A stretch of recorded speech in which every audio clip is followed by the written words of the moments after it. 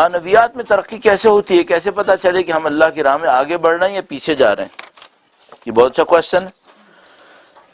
کیوں خداوند متعال نے ایسا کوئی اسکیل نہیں رکھا کہ مثلا آج صبح میں اٹھوں اور کہوں اوکے 100 کے اسکیل پر 55 جیسے میرا پاؤنڈ میں وزن یا کلو میں وزن ہے، تو معنویات کا بھی ایک اسکیل ہوتا جو مجھے بتا دیتا کہ آج صبح میری معنویات 100 میں سے 50 پر ہے، مثلا 55 پر آ گئی ہے۔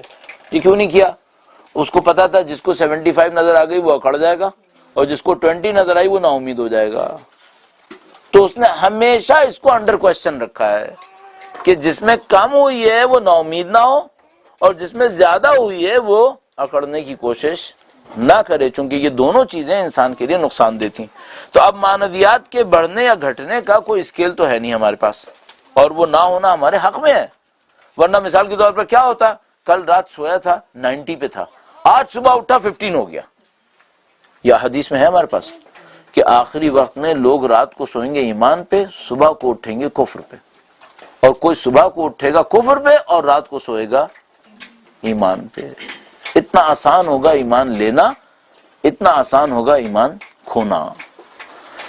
تو اب یہ ہم کیسے طے کریں کہ بھئی ہماری معنویات بڑھ رہی ہے یا نہیں بڑھ رہی؟ تو آپ دیکھیے گا کہ خدا کے بارے میں آپ کا اطمینان کہاں پر ہے۔ خدا کو بار بار معاملے میں داخل سمجھنا کہاں پر ہے۔ مثلا فرض کیجئے میرے اوپر کوئی پریشانی آئی، تھوڑی دیر کے لیے میں بھول ہی گیا کہ خدا ہے، اس کا مطلب ہے میری معنویات کم ہو رہی ہیں۔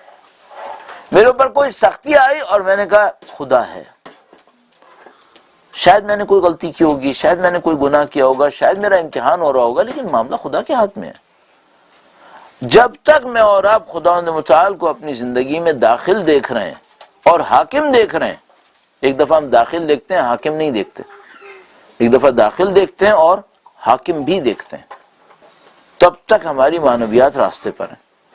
لیکن اگر ہم دیکھتے ہیں کہ نہیں، دل ہی نہیں چاہ رہا، کچھ خدا سے گفتگو کرنے کا دل ہی نہیں چاہ رہا ہے، آج بالکل موڈ نہیں ہو رہا ہے، اس کا مطلب یہ ہے کہ کوئی گڑبڑ ہو گئی۔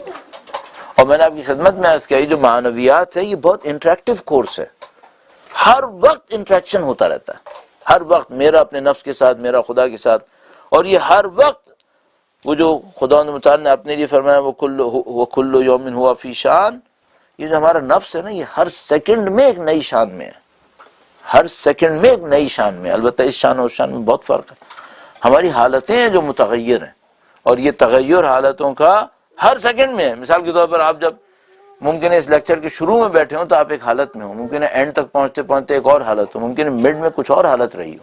ہم لوگ نمازوں میں بھی ایسے ہی ہیں، ہم لوگ دعائے کمیل میں بھی ایسے ہی ہیں، ہم سب عبادتوں میں ایسے ہی ہیں۔ کیوں؟ ہم اتنے پرفیکٹ نہیں ہیں کہ ایسی فلو اوپر کی طرف جانا شروع ہو جائے۔ اتنے پرفیکٹ ہوتے فرشتے بن چکے ہوتے ہم لوگ، بار بار اوپر جاتے ہیں، بار بار نیچے آتے ہیں۔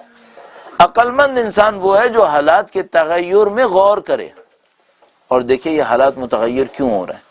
اور میں آپ کی خدمت میں عرض کر رہا ہوں، شاید تھوڑے سے تجربے کی بنیاد پر، شاید تھوڑا سا غور و فکر کی بنیاد پر، زیادہ تر گناہ دماغ سے ہیں، جسم سے نہیں ہے۔ ہم اور آپ اس کیٹیگری کے لوگ نہیں ہیں۔ نعوذ باللہ ہم شراب پئیں گے، نعوذ باللہ ہم حرام کھائیں گے، ہم کسی کو قتل کریں گے، نعوذ باللہ تعالی ہم کسی کو کیوں کریں گے ایسے؟ آخر اتنے سالوں زندگی گزارنے کے بعد اب اتنے بلنڈرز، اتنے بڑے بڑے بلنڈرز بعض اوقات تو انسان پھر بھی کر بیٹھتا ہے۔ شمر جیسے لوگ بالآخر شمر کیسے بنے؟ شروع میں تو عبادت گزار ہوتے ہیں بدبخت، خطرہ تو ہمیں بھی ہے، لیکن بظاہر ہم اتنی آسانی سے نہیں کریں گے۔ پھر ہمارے گناہ کہاں ہو رہے ہوں گے؟ ہمارے گناہ یہاں ہو رہے ہیں۔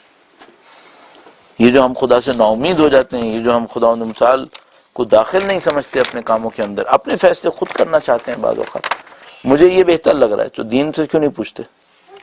دین کی روشنی میں فیصلے کرو، دین کو پرائرٹی دو۔ تو میں نے آپ کی خدمت میں عرض کیا، اتنا امتحان لیں دین کے اس بارے میں جتنا قابل ہیں ہم لوگ، اس سے بڑھ کر امتحان میں نہ ڈالیں۔